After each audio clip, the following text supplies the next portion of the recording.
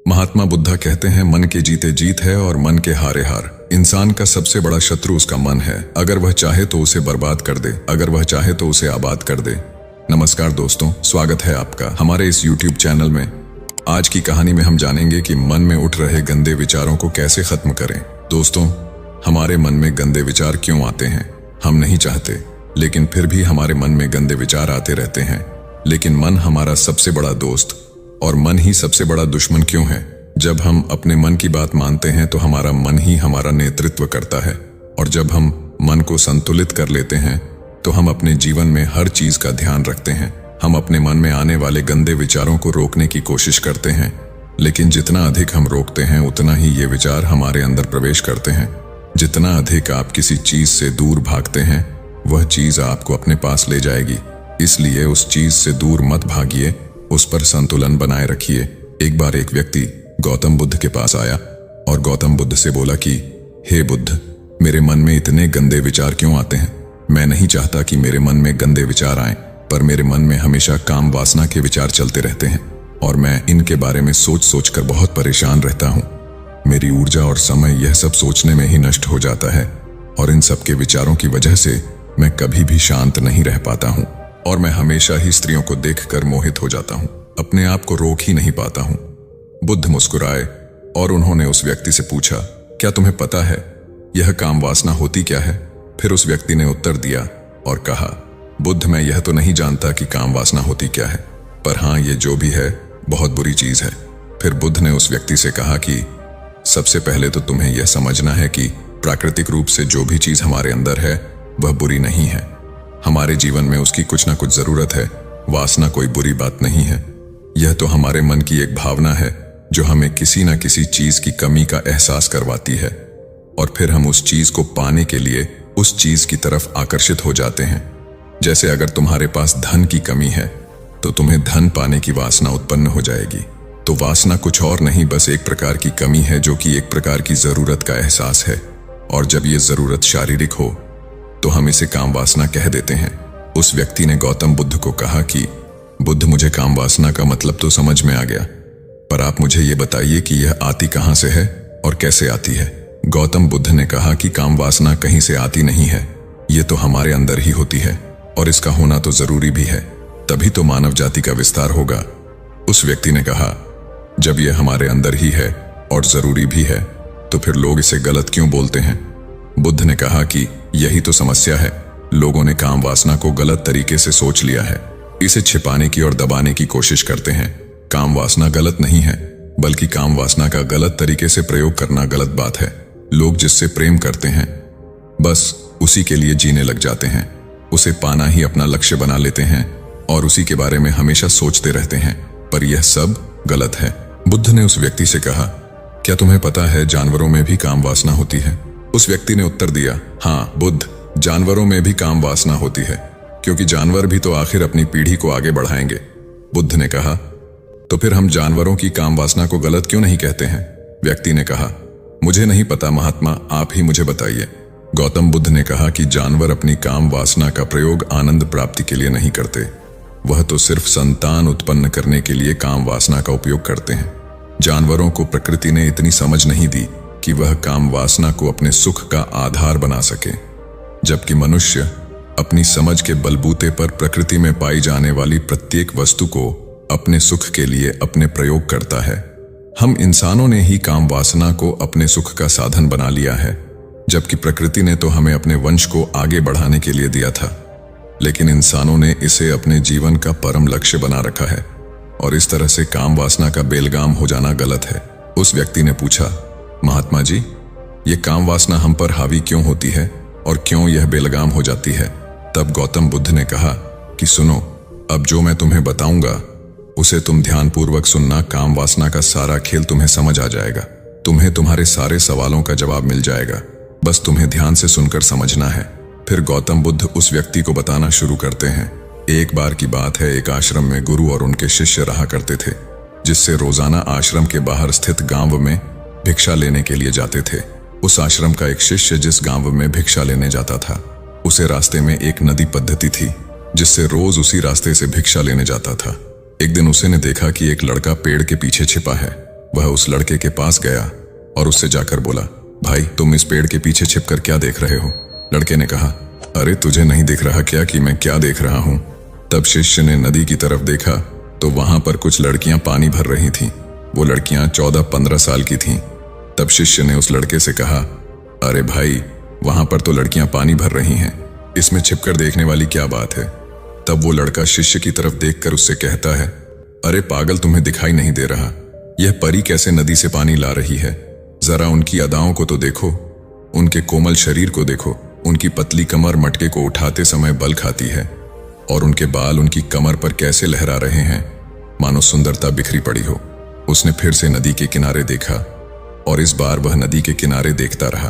अब कुछ भी दिखाई नहीं दे रहा था और वह बिल्कुल निडर था। उसे किसी भी चीज का कोई डर नहीं था। लेकिन अब वो छिपने लगा और उन लड़कियों को देखने लगा जैसे उसने कोई अपराध कर दिया हो।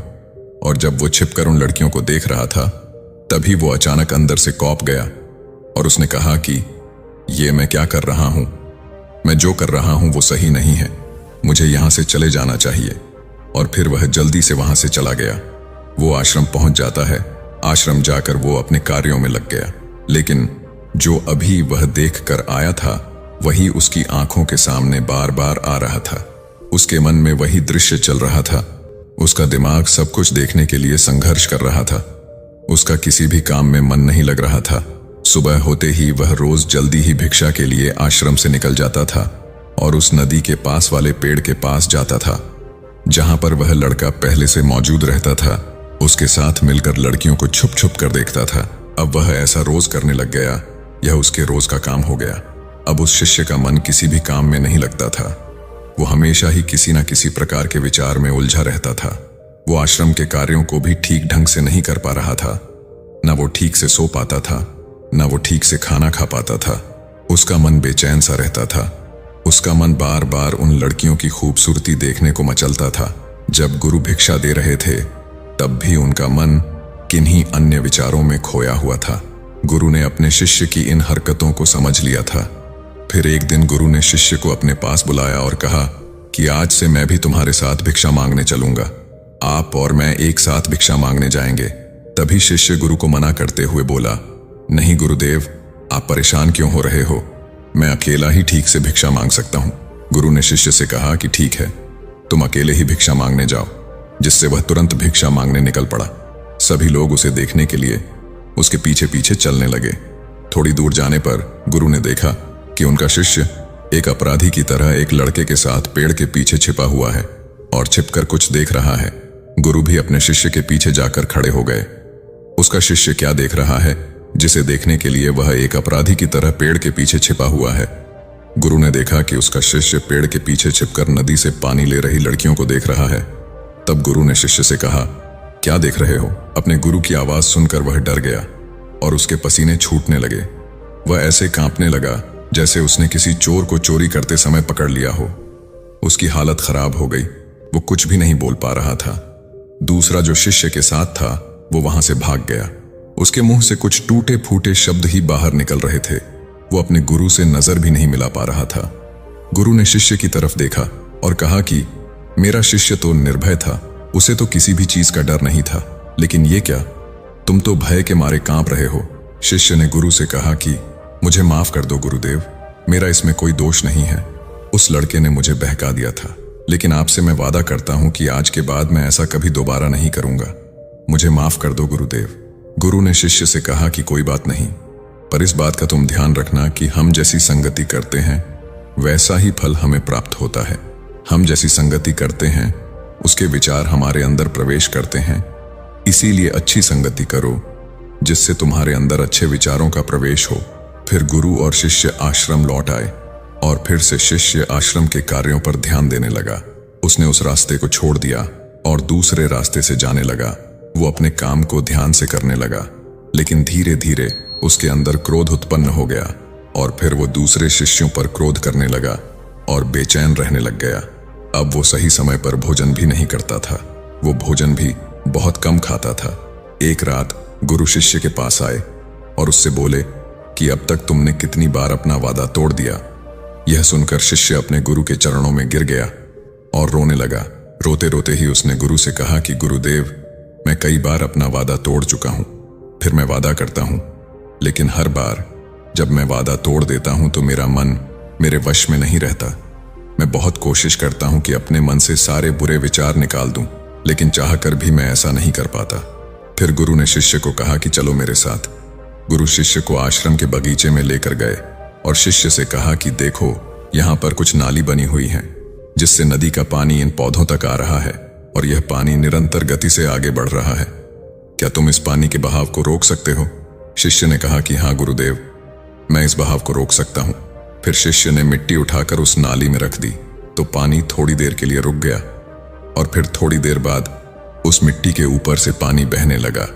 गुरु ने शिष्य से कहा, अरे ये क्या, ये तो पानी रुका ही नहीं। फिर से शिष्य ने कुछ कंकर पत्थर उठाकर उस नाली में रख दिए और फिर थोड़ी देर के लिए पानी रुक गया, लेकिन फिर थोड़ी देर बाद ही उन कंकड़ पत्थर के ऊपर से पानी निकल आया। फिर गुरु ने कहा कि शिष्य, यह क्या हुआ? पानी तो फिर से बहने लग गया। तुम तो बोल रहे थे कि तुम इसे रोक दोगे। क्या हम किसी काम को रोकना चाहे तो क्या हम उसे रोक नहीं सकते हैं? तब शिष्य ने कहा, कोई बात नहीं गुरुदेव, मैं इस पानी को तो आपको रोक के दिखाऊंगा। शिष्य फिर से एक बड़ा सा पत्थर लेकर आया और उस नाली पर रख दिया और पानी रुक गया। तब गुरु से कहा कि देखा गुरुदेव, मैंने कहा था ना कि पानी को मैं रोक दूंगा। मैंने पानी को रोक दिखाया, आपकी बात मैंने पूरी कर दी। गुरु मुस्कुराए और बोले, अच्छा जरा ध्यान से देखो, पानी रुक गया क्या? वो तो पीछे की नाली तोड़कर बाहर निकल गया और अगल बगल से बह रहा है। और ध्यान से देखो, इस पत्थर के आगे भी आ गया और ये पानी अपना रास्ता बदलकर फिर से आगे की तरफ जाएगा। और फिर थोड़ी देर बाद ऐसा ही हुआ। फिर गुरु ने शिष्य को समझाया कि तुम्हारे साथ भी तो ऐसा ही चल रहा है। तुम बार बार प्रयास कर रहे हो, बड़े से बड़ा प्रयास कर रहे हो, पर हर बार तुम्हारा प्रयास टूट रहा है और यह हमेशा टूटता ही रहेगा। तुम कितना भी बड़ा पत्थर रख लो, लेकिन पानी तो अपना रास्ता बना ही लेगा। यह सब देखकर शिष्य ने गुरु से कहा कि ही गुरुदेव, क्या कोई तरीका नहीं है जिससे मैं गंदे विचारों से बाहर निकल सकूं और यह मेरे मन में आए ही ना? गुरु शिष्य को एक नदी के पास ले गए जहां से उस बगीचे में पानी जा रहा था। गुरु ने शिष्य से कहा, वो पानी इसी नदी से जा रहा है। अगर हम यहीं से उस रास्ते को बंद कर दें जहां से पानी बगीचे में जा रहा है, तब क्या हम पानी को रोक नहीं सकते? शिष्य ने कहा कि हाँ गुरुदेव, अवश्य ऐसा हो सकता है। मैं इस पानी को यहीं से बंद कर देता हूं, तब आगे की नाली में पानी जाएगा ही नहीं और फिर बगीचे में पानी जाएगा ही नहीं। फिर शिष्य नदी से जाने वाले रास्ते को बहुत मेहनत करके पत्थर और मिट्टी डालकर बंद कर दिया और गुरु से कहा कि गुरुदेव, मैंने पानी को बंद कर दिया है, अब यह पानी बगीचे में जाएगा ही नहीं। तब गुरु ने कहा, शिष्य, अगर पानी बगीचे में नहीं जाएगा तो पेड़ पौधों को पानी कहां से मिलेगा? उन पेड़ पौधों को तो पानी की आवश्यकता है और उन पेड़ पौधों में कुछ पेड़ पौधे तो ऐसे हैं जिनको रोज पानी की आवश्यकता है। वह तो मुरझाकर सूख ही जाएंगे, उनका क्या होगा? पानी तो हमें खोलना ही होगा। शिष्य ने गुरु की बात सुनकर वापस नदी से जाने वाले पानी का रास्ता खोल दिया। तब गुरु ने शिष्य से पूछा, शिष्य, अगर हम इस नदी के पूरे पानी को बगीचे की तरफ मोड़ दें तो क्या होगा? तब शिष्य ने जवाब दिया कि गुरुदेव, वहां पर जितने भी पेड़ पौधे हैं वो गलकर नष्ट हो जाएंगे, वहां पर कुछ नहीं बचेगा। फिर गुरु मुस्कुराए और बोले, तुम इस बात को समझो कि हमें किसी भी चीज को रोकना नहीं है, बस हमें हमेशा संतुलन बनाए रखना है। कम पानी से भी पौधे नष्ट होते हैं और ज्यादा पानी से भी पौधे नष्ट होते हैं। हमारा जीवन संतुलन से ही चलता है। गुरु ने शिष्य से कहा कि अगर मैं तुम्हें कुछ कहूं कि तुम आम के बारे में मत सोचो, तो तुम्हारे मन में सबसे पहले किसका चित्र आएगा? शिष्य ने कहा कि गुरुदेव, मेरे मन में तो पहला चित्र आम का ही आएगा। गुरु ने कहा कि जब हम गंदे विचारों को जबरदस्ती रोकने का प्रयास करते हैं तो वह और मजबूती के साथ हमारे अंदर प्रवेश करते हैं, हमारे अंदर उठते हैं। इसलिए हमें उन्हें कभी भी दबाने की कोशिश नहीं करनी चाहिए। तब गुरु शिष्य के पास गए और बोले कि बुरे लोगों की संगति के कारण भी हमारे अंदर गंदे विचार आते हैं। कभी कभी ऐसा होता है कि हमारे अंदर कामुकता नहीं होती, लेकिन कुछ अश्लील लोगों के साथ रहने के कारण वह हम पर हावी हो जाती है। तब शिष्य ने कहा कि गुरुदेव, आप सही कह रहे हैं, मैं अपने लक्ष्य से भटक गया था। तब वह शिष्य रात को बहुत शांति से सोया, सुबह पूरे मन से अपना काम किया और फिर सुबह वही भिक्षा लेने चला गया जहां वह लड़का आज भी पेड़ के पीछे छुपकर उन लड़कियों को देख रहा था। वो शिष्य नदी पर गया जहां वह लड़कियां पानी भर रही थीं। उसने उन लड़कियों से पानी मांगा। उन लड़कियों में से एक लड़की ने उसे पानी पिलाया और उस सन्यासी शिष्य के चरण छुए। शिष्य ने उसे आशीर्वाद दिया कि तुम्हारा कल्याण हो। शिष्य का मन सकारात्मक ऊर्जा से भर गया। उसके चेहरे पर मुस्कान आ गई थी, जैसे उसे कोई खोई हुई चीज वापस मिल गई हो। वह अपने रास्ते पर वापस जाने लगा। तभी पीछे से वह लड़का आया जो पेड़ के पीछे छिपा था। वह शिष्य के पास आया और बोला कि क्या बात है, आज तो तुमने करीब से देखा है, आप तो मुझसे आगे निकल गए। तब शिष्य ने कहा कि हम हमेशा दूसरे के दर्शन करने में ही व्यस्त रहते हैं, अपने दर्शन कर ही नहीं पाते। तुम कब तक इस पेड़ के पीछे छुपते रहोगे? किसी को पसंद कर लो, उससे बोल दो, अगर वो भी तुम्हें पसंद करती है तो शादी कर लो, और उससे पहले तुम कुछ बन जाओ। अपने आप को पहचान लो, ऐसे अपना समय बर्बाद मत करो। फिर वह लड़का रोज उस शिष्य से मिलने लगा और उस लड़के ने नदी पर जाना छोड़ दिया। और फिर वो लड़का अपने जीवन में कुछ बनने के लिए संघर्ष करने लगा। तो तुमने देखा संगति का असर क्या होता है। अपनी संगति बदलो, अपने विचार बदलो। बुद्ध ने उस व्यक्ति से पूछा कि क्या तुम्हें तुम्हारे सारे सवालों का जवाब मिल गया? तब उस व्यक्ति ने कहा कि हाँ महात्मा जी, आपका बहुत बहुत धन्यवाद। तब गौतम बुद्ध ने उस व्यक्ति से कहा कि जब तुम्हारे मन में गंदे विचार आए तब आप अपने आप को दोषी मत मानो। यह शरीर है और यह सब हजारों वर्षों से सिखाया गया है। यह केवल तुम्हारे सोच लेने से, शपथ लेने से ये टूटने वाला नहीं है, लेकिन तुम्हारे पास वो शक्ति है, वो ऊर्जा है जिसका तुम्हें संतुलन उपयोग करना है। तुम एक जीवित ऊर्जा हो जो कुछ भी अनुभव करने के लिए स्वतंत्र है, जो निर्माण करने के लिए स्वतंत्र है। इसलिए तुम अपने आप को पहचानो। यह बोलकर गौतम बुद्ध मौन हो गए और वो व्यक्ति वहां से चला गया। तो दोस्तों, उम्मीद करते हैं कि आपको इस वीडियो से जरूर बहुत कुछ सीखने को मिला होगा। इसलिए इस वीडियो को अपने दोस्तों एवं परिवार के साथ ज्यादा से ज्यादा जरूर शेयर करें, ताकि उन्हें भी इस वीडियो से कुछ सीखने को मिल सके। और ऐसी ही ज्ञानवर्धक वीडियो देखने के लिए हमारे चैनल को सब्सक्राइब करना ना भूलें। धन्यवाद। नमो बुद्धाय।